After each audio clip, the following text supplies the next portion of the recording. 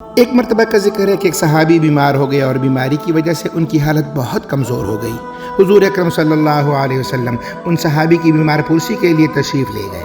جب حضور صلی اللہ علیہ وسلم نے اس بیمار صحابی کو دیکھا اور ان پر اپنی خاص نظر عنایت فرمائی تو صحابی کو یوں محسوس ہوا جیسے ان میں اثر نو جان پڑ گئی ہو، اور کہا یا رسول اللہ، اس بیماری کی وجہ سے میرے مقدر جاگ گئے ہیں کہ آپ صبح کے وقت میرے پاس تشریف لائے ہیں، جس کے باعث مجھے صحت اور آرام حاصل ہو گیا ہے۔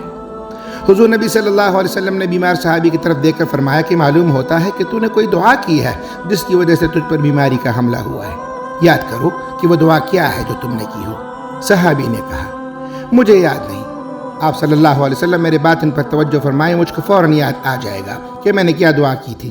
حضور صلی اللہ علیہ وسلم کی باطنی توجہ سے آپ کے قلب مبارک سے صحابی کے قلب تک نور پہنچا، جس سے صحابی کو بھولی ہوئی دعا یاد آ گئی اور کہا یا رسول اللہ، مجھے یاد آ گیا ہے کہ میں نے کیا دعا کی تھی۔ میں نے اپنے گناہوں کی وجہ سے پریشانی میں مبتلا ہو کر جب آخرت کے عذاب کا علم ہوا تو میں نے اللہ سے دعا فرمائی کہ اللہ مجھے آخرت کے عذاب سے بچا لے، اس عذاب میں مجھے دنیا میں مبتلا کر دے تاکہ مجھے آخرت میں عذاب نہ جھیلنا پڑے۔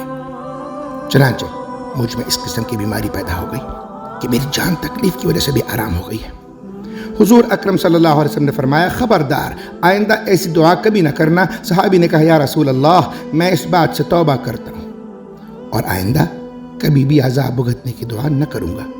اس پر آپ صلی اللہ علیہ وسلم نے فرمایا کہ جب تو اللہ تعالیٰ کے حضور دعا کرے تو اس طرح دعا کیا کر کہ اے اللہ، اگر ہماری مشکلیں آسان کر دے، ہمیں ہماری دنیا کے گھر میں بھلائی عطا فرما، ہمیں ہمارے آخرت کے گھر میں بھی بھلائی عطا فرما دے۔ اس حکایت سے یہ نتیجہ اخذ ہوتا ہے کہ انسان کو ہر وقت اللہ تعالیٰ کی رحمت کا طلبگار رہنا چاہیے اور ہمیشہ اللہ تعالیٰ سے دنیا و آخرت کی بھلائی طلب کرنی چاہیے۔